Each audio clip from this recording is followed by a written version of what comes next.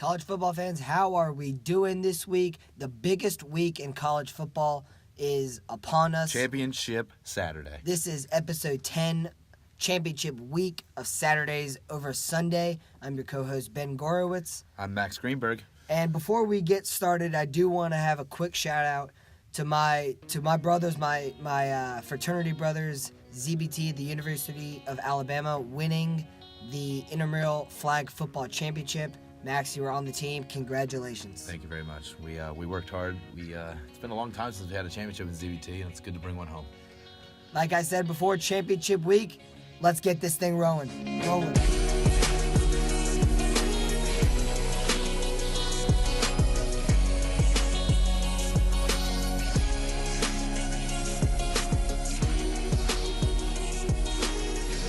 All right, Ben, championship Saturday, 4 huge games, so many implications for the playoff. I don't even know where to start. Let's start in the SEC. It's one of the biggest matchups of the weekend. May as well. Rematch of the national championship. Number one. Same location. Yeah, number one. Same team, same jersey colors, same coaching. This is insane. Number one, Alabama Crimson Tide, facing off against number 4, Georgia Bulldogs. Newly into the bracket after that Michigan loss. It's played in Atlanta, Mercedes-Benz, just like the national championship. It'll be at 4 o'clock Eastern time. It is set up, and the hype is real. It should be one hell of a matchup. And this, like I said, I just mentioned all the same jerseys, the same location. I don't know if it's going to be the same sidelines, but, I mean, this is the biggest SEC championship that I can remember. Since 2012. Since 2012, that mattered. And this means everything. And I think that the revenge factor is going to play a huge role in this, especially being the SEC. I think Georgia's going to come out hot. And they haven't done that all year. They have, but nothing crazy. And I think I know Alabama's defense is Alabama's defense, but I don't know. I have this feeling that Georgia's going to come out really, really hot. Here, and I'm not saying I don't disagree with that. I think, and Georgia started very well in the national championship as well. They were moving the ball. When I look at Georgia, well, first of all, before I break down Georgia, I've said all week I think the line it's a little high. I think it started a little high. I would have started at 8.5 instead of 10. It's 13. And not only is it 13, right now, it went from 10.5 to 13.5 in literally 2 hours. Yeah. Like, it came out at 10.5, and 2 hours later, it jumped three points. Yeah, this is, there's no doubt about this. I don't think anyone disagrees with this statement. This is a very winnable game for the Georgia Bulldogs. 100%. There's no reason they shouldn't. They have the coaching. They have the skill players. They have the quarterback, running back. They have the what revenge you factor. need in the revenge factor. They have what you need to win this ball game. Absolutely. And, Alabama's great, but Georgia is a really, really good team. If you look at their season, yes, they've one loss, and it was on the road in Baton Rouge. Like, that's a very tough place to play. But if you look at everything they've done since that LSU game, they have been absolutely dominant. And Jake Fromm is playing out of his mind. Yeah, he seems to be back on track. His completion percentage since then is 73%. Yeah, and that's where Tua's been. I'm about to get into that. 100%. We said this in the past week. DeAndre Swift is healthy. Holyfield is still healthy, and he gets a little bit lighter of a workload because Swift is back. So Georgia gets to play their game in the run game. Here's what I'll ask you, though. When Georgia's successful, I would say the best part about Jake Fromm's game is play action. Yes. And screen passes. Yes. I was actually going to bring that up. So, as a person who's watched a lot of football over the years, there's one component of the game that leads to success in play action, which is running the football. DeAndre Swift in the last 6 weeks has over 100 yards in every single one of those games and 1 or more touchdowns in every single one of those games. And Elijah Holyfield also has a couple 100-yard games, multi-touchdown games in those weeks too. Georgia's been on a roll. My problem with this game is if Georgia can't run the ball effectively, which is how they won. That's how they used to win with Mark Richt as a coach. That's how they've been winning with Kirby Smart. If they can't run the ball effectively, I don't know how effective the play action will be. Right. And Georgia, like you said, have a very dangerous run game, and Alabama's run defense is very dangerous too. But as much as Georgia should be ready for this D line and linebackers. Alabama's got to be ready for these running backs. They are The no offensive joke. line. They're one of the biggest offensive lines in the country. Yeah. And these running backs are no joke. Not at all. No, I mean Holyfield is more of your up the middle. He'll lower the shoulder on you, and DeAndre Swift is more of the. He'll do more for you outside of running the ball. Yeah, I mean he can lower his shoulder Oh, on you, but absolutely, he's but more he's of gonna a do he's going to more. juke you out, spin you out Jump type over of you, guy. run through you, Listen, outrun you. he's a stud. Holyfield is very good as well. Fromm is very good. I don't know if they can run the ball enough to even scare Alabama in the play action game. But as we say this, last year they threw. Jake Fromm threw not all over, but he was very successful in throwing the ball Right, and if on you- non-play actions in the national championship. Right, game. and I was going to bring this up. If you look at Jake Fromm in these big games like the national championship last year, the big LSU game this year, the Rose Bowl last year, the Florida Rose Bowl this this year. year, if you look at the way they start, regardless if they start fast or slow, their first 3 or 4 plays, which a lot of coaches do is script out, but all of them are quick passes to the outside every single time. Yeah, there's nothing wrong with that. No, I'm not saying anything's wrong with it, but like that's how they start every time, and it's obvious what they're establishing. But I could totally see with your point, maybe getting away from that and just start going downhill from the start. I mean, listen, You know? there's Challenge Quinnen Williams, challenge Raekwon, see what they can do early, get them tired early. There's 2 weapons that they have playing wide receiver that were flat out dominant in the national championship game. One of them wears number 8. One of them wears number 4. Number 8 is Riley Ridley, Breakout game. the younger brother of former Alabama guy Calvin Ridley. He was unbelievable in that national Since championship that game, he's been balling. He's a big target. He's got great hands, and And it seems like he's in space every time he catches the ball. I mean, he's good. Yeah. He's good. And number 4 is obviously Mecole Hardman Jr., who is one of the Freak fastest athlete. players in the He's country. a freak athlete. He's becoming more of a receiver. When he first got to school, he was just a speed threat. Now he's got great hands. He runs routes. And then last year, Georgia had Javon Wims, who was their big red zone target. Well, they have that guy again this year. It's not Javon Wims. It's Jermaine Holliman this year, number 9, who's a huge target. Big hands. They throw a lot of fades, a lot of back shoulder throws to him in the red zone. Oh, Jake Fromm loves the back shoulder. And Jake Fromm throws the back shoulder very well. So, those are a couple things to look at. I think one of the biggest matchups in this game, a couple of big matchups, is can Georgia get to Tua with rushing 4? They have not done a very good job of getting to the quarterback and sacking the quarterback this year, but I think that Georgia knows that. I think that they're going to have to bring some linebackers, some disguised blitzes. I did see yesterday Georgia is second to last in the SEC in sacks. Yeah, they're not great in the sack category. So they're going to have to disguise some blitzes. And Alabama is number 1 in sacks let up. Alabama's number The 1. least amount. Oh, sacks least let amount up. of. Okay, yeah. So this matchup seems to against your point is what I'm Yeah, saying. you're right. And then the other big matchup is the big offensive line from Georgia, who it's up there in NFL size. Oh, absolutely. Against the Bama front 7, who's stopped the run very well this year. Extremely well. I mean, Bama's got linebackers that are playing at a high level right now. Dylan Moses is seeing sideline to sideline. Quinn Williams has been doing his thing all year. I'll tell you what, though. LeBron Ray, he may not start, but this Look kid out. has had an impact the last 2-3 weeks. He played last year, too. Right. Quinn Williams only played, I think, 3 to 5 snaps in the national championship game. Last year, he will see a lot more, obviously. This year, being the breakout guy, so that's someone Georgia hasn't really seen a lot, but there's plenty of film on him. Yeah, so now that you're talking about that, let's flip over to the Alabama side. I think They started slow the last 3 weeks. Yeah, I'd say. Let's start with the offense. I think that they've started off a little. It's slow compared to Alabama, and it's the play calling that seems to be different to me. The first half and the second half play calling It has seems been very different. It's night and day. Like Right. Loxley is. It's not. It doesn't look like it's too contained, but it's not. He's trying to get like a feel for the game. but Right. It shouldn't take you a whole half to No, do that. it's looking like he's not restricting Tua, but it's almost like he's not wanting Tua to do too much. You know. Yeah. It's working, whatever. It seems to finally work out because the defense is getting turnovers finally now, and kids are starting to ball. But I don't know. But the running backs, Damian Harris was fine. Obviously, the concussion's not a problem. We saw that in the Iron Bowl. He played very well. Najee's starting to run downhill again, and I think a point I was going to bring up about Najee Harris, number 22, the sophomore running back, is he reminds me of the typical Alabama running back that we've seen in the past. The Derrick Henrys, the big guys, the Eddie Lacy's, the Mark Ingrams, the Trent Richardsons with that. They all seem like they have the same hair. But Najee is coming in. He's that same running back. You can tell that he's just that big guy. The only difference is he can hurdle, which is just crazy. But you can see the way he runs is very downhill. But he seems like the guy where it sucks, where that running back that needs 30 carries a game to get going. You know what I mean? Where Derrick Henry was fed, and that's why he won the Heisman.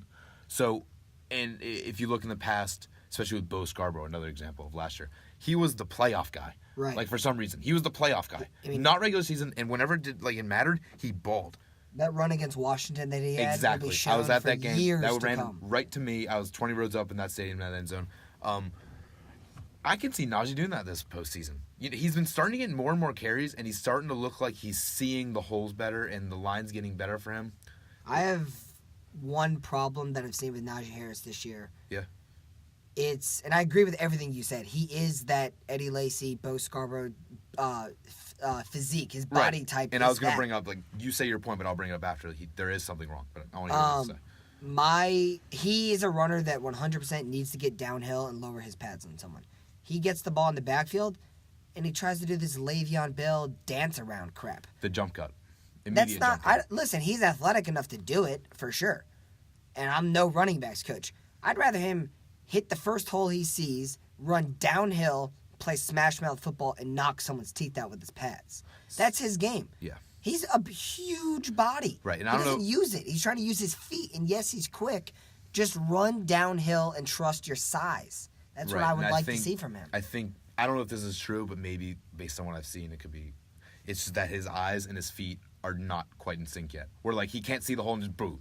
He has to have that extra second, which is he may not be there yet. Listen, and like I said, he needs 30 carries. That's the it's- kind of running back that just needs to carry, and eventually just wear you down. It's cool to And it see. sucks that he's a sophomore. It's already. cool to see a player hurdle someone. It's fascinating from a fan's point of view. But why would you do that when you're his size? He's bigger than most linebackers that are coming at him. He's actually bigger than Derrick Henry. Right. So he's bigger than most linebackers. He's definitely bigger than most safeties and corners. Run people over. So, we'll break down each game as we get to it. Let's pick this game. Who do you have in this SEC Championship 2018 edition? God. Georgia's going to come out hot, and I know they are. And, so much is riding on this, the coaching staff. I think Alabama's going to win this game. I think they are. I don't think it's going to be a blowout. I don't know. It's going to be another chess match. This is the best coaching staff Alabama will see all year. I think Georgia, Clemson, and Bama are the top 3 coaching staffs in the country, without a question. That's beside the point. But I think Alabama just gets it done. I don't think it's one of those just like they kill them, I think it's just one of those, hey, they get it done. One of those another SEC games where Alabama just gets it done. That's what I think. Before I give you my winner, let me ask you just a simple question real quick. Yeah. Exclude all the rankings. Don't think about that. Your 4 best teams in the country, all around best teams. Don't think about the rankings. Is Georgia one of them? Right now? Before this game? Right. Before this weekend? Right now in college football. To me, it's a clear yes. Yes, it is. I think if you I played, think they are the 4th I think if best Georgia team in the played Notre Dame, I think on a neutral site, I think if Georgia played Michigan on a neutral site, I think if they played Ohio State, any of those teams, Oklahoma on a neutral site, it doesn't matter. I think Georgia beats those teams. I think Georgia is the 3rd best team in the country overall. Okay. Not ranking wise, not record wise. The 3rd best team in the country all around, I would say, is Georgia. I'm picking Alabama to win this game because of what I said earlier. I don't think Georgia gets a 100-yard rusher in this game. I think throws the ball for a decent amount of yards. I just don't think his completion percentage will be what it has been the past 5-6 weeks. I think he's hovering around low 60s, a little above 50%, which is not bad. No. But, I mean, it's when I see what you're saying. Tua's on the other side, you need to score almost I see what every you're saying. possession. He's going to be kind of efficient, and slowly Alabama defense circles going to eventually collapse. I just don't think that I see what you're saying. Swift is your prototype back to beat an Alabama team. Okay. So I'm picking Alabama, but I don't think they cover this line. I mean, I think 13's high. Okay. So I don't think they win by 2 touchdowns. Somewhere around a touchdown or a field goal. Yeah, I mean, I think it's fairly close, at the end. Georgia may score a late touchdown, make it close, but I'm picking Alabama in this game. Next up, number 2, Clemson is back in the ACC Championship. Shocker. No surprise. They play, and get this one, they play unranked Pittsburgh. Hey. 7-5 Pittsburgh, went 6-2 in the ACC, which is very impressive. Hold on there, Ben. Pittsburgh beat Clemson at Clemson 2 years ago, unexpected. Right, that was 2 years But ago. guess what? That doesn't matter. No. I'm just kidding. I do want to break this game a little bit. This game is the night game. It's in Charlotte where the Panthers play at 8 p.m. Clemson is going to dominate this football game. I mean, ladies and gentlemen, the Vegas has this as a 27.5 point spread. It opened at 24, by the way. And we're still 4 days away till Saturday. So So what do you expect, 30, 31? I mean, listen, Trevor Lawrence, have yourself a day. Congratulations, you're locked to get in. You may not have to play the fourth quarter of this game if y'all play y'all's game. I mean, listen, if Clemson can't, obviously you can't afford an injury. I was about to say, stay Running healthy, back- win this game. Running backs playing at a very high level. I do want to knock Clemson about this. Their defense has not been as good as maybe we've talked about on this podcast. Agreed. I'm not saying their defense is bad. Their defense is unbelievable, but it may not. It may not be the best in the country. They have given up some yards lately. I've thought that, and I completely agree. You're not wrong, but I think they're just going to step up. It's ACC championship time. It's playoff time. They're a lock. I think it's time. I mean, I think so too, but I'm not saying you're wrong. They but gave up 600 total yards to South Carolina last week That's absurd. in Clemson. South Carolina. Jake Bentley had a career day. I mean, and I've said this multiple times. I don't think Jake Bentley is that great of a quarterback. I do. I saw this the other day. Clemson's pass defense is like around 90th in the country, Is it really? Okay, Yeah. I did not know that. which makes me just think about a potential. Everyone's talking about the Clemson Alabama again. Think about that matchup though. Like if that defensive line couldn't get to Tua would rip them apart. Right? I mean, if they're the 90th in the country with Tua's maybe one of the best passers ever, like Yeah. with these receivers, like that's beside the point. I got Clemson in this game. Clemson, huge, doesn't matter. Let's move on. Let's go Big Ten. This will be played in the Indianapolis Colts Stadium.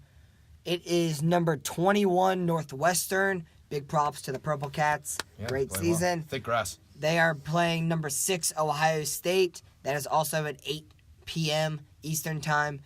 Northwestern is a football team that they are not that bad. I'll tell you that. They can play football. They're very physical. I don't know if they have the speed to keep up with Ohio State. They don't have the talent, I'll tell you that. They have absolutely nothing to lose. It's a huge accomplishment. It'll help in recruiting for their program that they've made it to the Big Ten championship. I'm picking the Buckeyes in this game because it means more to them. They need to win. Northwestern can't get into the playoff. All right. What's the line?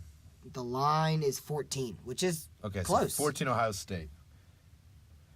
I don't know if any of you or Ben, I'm sure you do, you watch Scott Van Pelt at night. Of course. You know what Bad Beats is? Of course. Okay. I don't know if any of you have seen this or Ben, you've seen this, but the most famous bad beat out there is actually a Northwestern Ohio State football game from 2013. It was a 5.5 point line for Ohio State, and they ended up winning by 6 or something on a last minute meaningless touchdown on a meaningless fumble in the end zone. It was one of the worst bad beats ever. I saw it last night because it was the anniversary or something. And it just reminds me of a game like this, the exact same teams. Ohio State randomly loses to these teams that they're not supposed to lose to. The line's 14. It's all setting up to be another bad beat.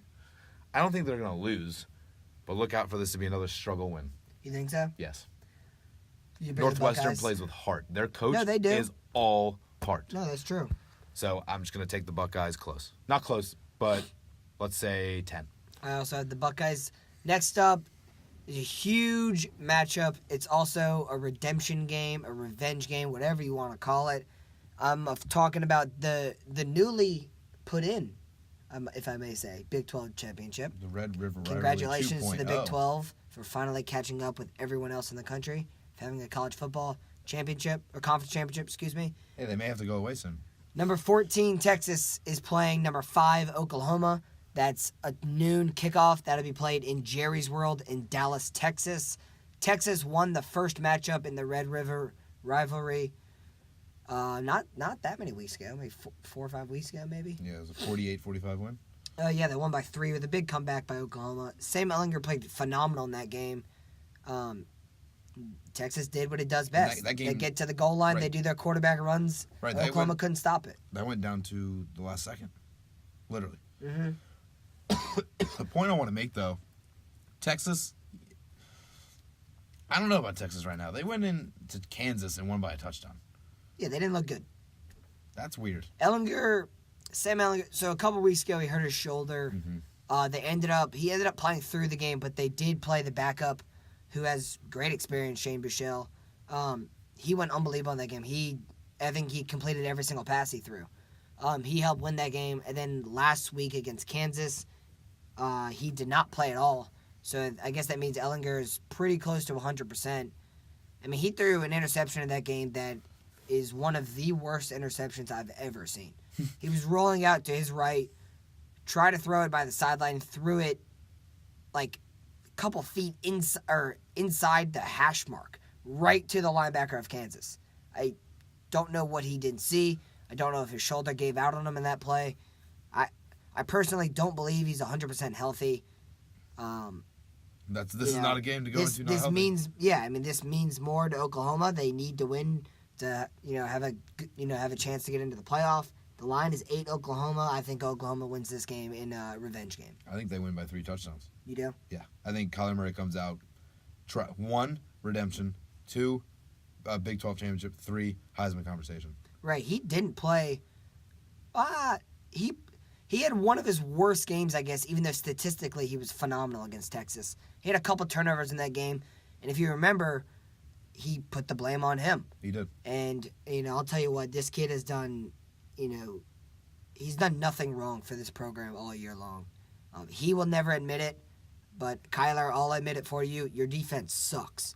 The fact that he has to score 50-something points to win a football game. Against these Big 12 teams that, Folks, if you didn't watch that Oklahoma-West Virginia game, I recommend you find some highlights from it on YouTube or something. That defense in that game by both teams, but West Virginia's out, so I'm just gonna scream at Oklahoma real quick. Folks, watch that game. Every receiver on every touchdown ran straight. They just ran straight. It was a 40-yard dash contest. These they need to step it up. If they win this game, it's also that when they do have they miss every tackle. If they win this game and they get number 4 in the college football playoff, if Alabama wins against Georgia, they play Alabama, or they may play Clemson if Alabama loses. I'll tell you what, those teams will demolish Oklahoma. They will beat them by so much that Lincoln Riley will think about taking an NFL head coaching job.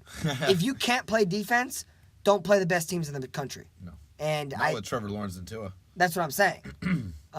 So Oklahoma, I don't think they're capable of getting their act together. They haven't done it all year on defense. So Kyler Murray, continue to put on a show for us fans.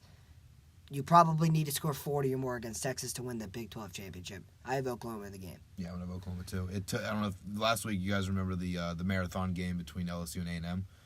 It took 7 overtimes to get to 60 points. Right. So, and Big 12 teams are doing that in 3 quarters. Yeah, they had unbelievable. They had over 85 points at the end of the third quarter against West Virginia. I'm taking Oklahoma big, like I said, and Oklahoma big. All right, so based off those predictions and picks, we both have Alabama winning, so that means Alabama's 1. Right. Clemson's 2. Right.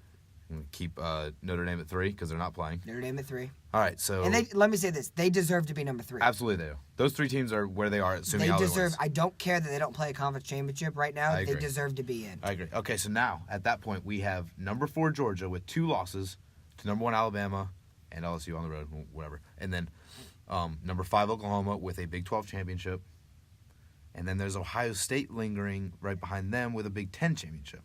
Now Oklahoma would have that 1 loss avenged from the same team. Although, I mean, the team has 3 losses now. Right. Ohio State would have a loss and a bad loss. The awful loss, but also a Big 10 championship. Over a 4-win team. Now, we're assuming, like we said, Oklahoma. It's hard to say because I said Alabama close, which I think puts Georgia in. I think it keeps the rankings the same to me. I know that's hard to do, and I know that's very hard for the committee to put out the exact same 4 on TV 2 weeks in a row, especially on a Selection Sunday. But I think if Georgia were to lose by 10 points to Alabama, you put them in, right? Or what do you think? I think, I said it before. I will say it again. Georgia is one of the 4 best teams in the country. My problem with you saying even if they lose by 10 or less that they also get in is I don't think the committee will do that Because of a rematch? because it's a rematch. Even though that I think, and I truly believe, I think a lot of college football believe So, that I've heard Georgia is a that. top 4 team. I've heard you that. can't do a rematch. So, you can't do a rematch. what if what if this?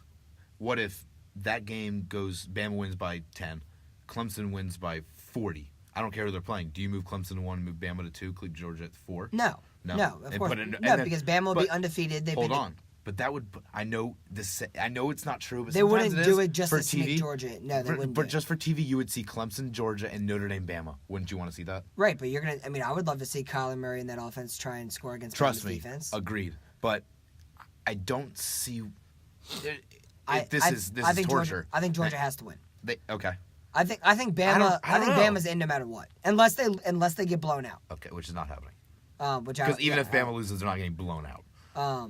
I think Bama is in no matter what. I know that's gonna, All right, we're agreed on our top 3. I think that's gonna make people cry and be upset. But I think Alabama's in. They are the clear number 1 team in the country. Can I tell you though? Can we agree that Ohio State's out? I think Ohio State's out. I mean, officially out. I'm not gonna say they're I 100%. think they are. I mean, what if Because what if multiple teams lose? If let's say Georgia lost, Okay, big. yeah, It doesn't matter though. let's You say by just more said than it's 10. number 1 team in the country. Let's say, but it doesn't matter. More than 10. Let's just say. Okay. What if Clemson lost? Clemson's out. Oh, Clemson's out. What are you gonna put in a UCF team that doesn't have their star quarterback? Oh. They're out. oh, they are out. And I because wish of- I wish Mackenzie Milton I wish would not be hurt. I like watching him play. But you're not gonna put UCF in with a backup quarterback. I'm No. sorry. So you're saying, Georgia wins? Do you say Georgia wins? No, I said Georgia lost and Okay, a team Bama wins. and Clemson. loses. Let's just say Clemson lost. So Bama 1, Notre Dame 2, Right? 3 is Oklahoma. Oklahoma winning. Yeah. Okay, Oklahoma 3. Yeah. And that 4th team, you Georgia. No, I think you put Ohio State. Why? Because of the rematch? Is that Yeah. it? Is that the only thing holding me back? It makes Pretty sense. I'm not much. saying you're wrong. Yeah, I'm not saying no, you're pretty wrong, much. but is that what it is? I don't think the committee. It's totally true, and Yeah. completely true. But unless Georgia plays a competitive game, which I think they will. I'm just saying for that. okay, so there you go. I have hypothetical Georgia as my situation. 4th team. You have I have, either Oklahoma. I have Oklahoma. Okay, you I have think Oklahoma. I think Oklahoma's going to get it. Okay. So I Let's- think it'll be Bama, Oklahoma, 1 versus 4 matchup. Clemson, Notre Dame. And that looks like they'll put Bama, Oklahoma in Dallas for the Cotton Bowl, and then they'll Right. send to the Orange Bowl in Miami. They'll send. Clemson, Clemson, Notre Dame. Notre Dame. Yeah, I think it's a rematch between Clemson and Alabama. Oh God, that just seems too perfect. Honestly, and They're the 2 best teams. okay, I'm gonna say this. I know I picked Alabama and I'm on their side, but I do very much see Georgia winning this game. I'm not trying to get into it again, but I just keep thinking that. Let's They're touch on capable. let's touch on a few more things that have just happened recently. Gus Malzahn is now paying the Auburn University to coach there longer for some reason. I don't know if that's It's kind of confirmed it's yet, kind but of like that. It seems like that's what it is basically. he's lowering his Yeah, salary. it's the buyouts. It's weird. Whatever. Mac Brown hired by North Carolina. Big news. Apparently the only school he will come out of retirement for, which obviously worked out. I think that UNC blew up their they did. offensive They did staff, finally. which is big. Cliff Tennessee's Kingsbury, looking for a new T. Martin, offensive coordinator, and their hero, T. Martin. T. Martin, former their quarterback hero. there. They wanted him to be their head coach. A lot of fans did. They got Pruitt, and I think the fans are happy with Pruitt. But a Pruitt T. Martin matchup they'd love. I've heard a couple names that Tennessee on a short list of Pruitt. I've heard T. Martin Mhm. because of the connection that he has with Tennessee, and I've heard Hugh Freeze. I have heard that too. That actually came out last year, and people were like, "Nah," and I guess it resurfaced. But That could be a good coaching tandem for the SEC. 100%, I've heard Cliff Kingsbury's getting a ton of phone calls from NFL teams, he is. which means he should be getting calls from college programs as well. I mean, Alabama's going to contact him apparently, just cause. Yeah, as an analyst or whatever. Yeah, something. But yeah, no. Apparently, Mac Brown really, really wants him at UNC. I don't see him going to the NFL. I don't know much about him, but he just seems like one of those Yeah. college guys. But college is moving to the NFL very quickly, like we talked about. Speaking of coaches, are there any on the hot seat? I mean, listen, Harbaugh lost to Ohio State again. Is he on the hot That's seat? big. Is Muschamp on the hot seat? No, I don't think so. Is he? I think in the next 2 years he needs to watch out. Okay, that's not hot seat. It's warm. The butt warmer is on Will Muschamp's seat. I'll tell you It's that. warm. It's even hotter for Jim Harbaugh. I will tell you that. It's hot. If I'm Michigan, if he loses to Ohio State next year and you don't, Which is at home. and you at home in Michigan, and you don't get another playoff berth, I think you fire him the next day. I don't care. Or that night. Seriously, I mean, you can't go 0 for 5. No, you can't. You can't. I'm excited about bowl season. Selection Sunday is this Sunday. I think it's noon on ESPN. A lot of interesting games. I mean, UCF without their quarterback, will that affect where they're put into, if they're going to put into New Year's Six or not? Right. They play Florida's Houston. lingering. They play Houston in their Right. championships. Central Florida does. They're going to be fine. A lot of good teams out there, but I'm excited about this championship. Saturday, we will both be in attendance in the SEC Championship. Looking forward to that one in Atlanta. It's going to be a rainy day, but it'll be inside, obviously. Man, am I excited about this one. Yeah, this is what college football is all about. SEC football, this is going to be insane. I mean, not just SEC football. It's No, I'm saying, championship. right. I'm saying that game, and then Clemson. They're going to go out there and just do what they do, and I think the defense maybe will step up. Ohio State's going to try to make a statement. I don't think it's going to happen. Oklahoma's going to make a statement, which will happen. 4 huge games. Unbelievably excited. Can't wait to watch them all go to one. College football, man. Yeah, championship week is an exciting time of the year. I can't believe the regular season's over. It flies by, doesn't it? But what? I mean, 12 games, 13 weeks already. Yeah, That's ridiculous. I went to Orlando for the opening game. That was yesterday. I do want to ask you one thing I forgot to mention about the Alabama-Georgia game. Yeah. Does Justin Fields play? A lot. A lot. Wow. Okay, I think he plays. There is a prototypical quarterback that beats Alabama. I think they are working on packages for him for sure. 100%. Right.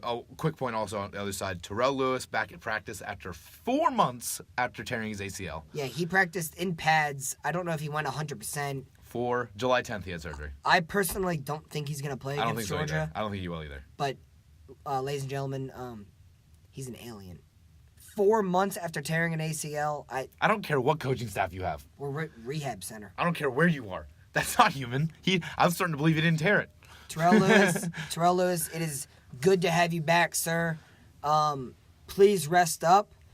I hope everyone's teams have success this week, at least almost everyone's team. Some of them. Folks, thank you for listening to Saturdays Over Sunday. Have a great championship week.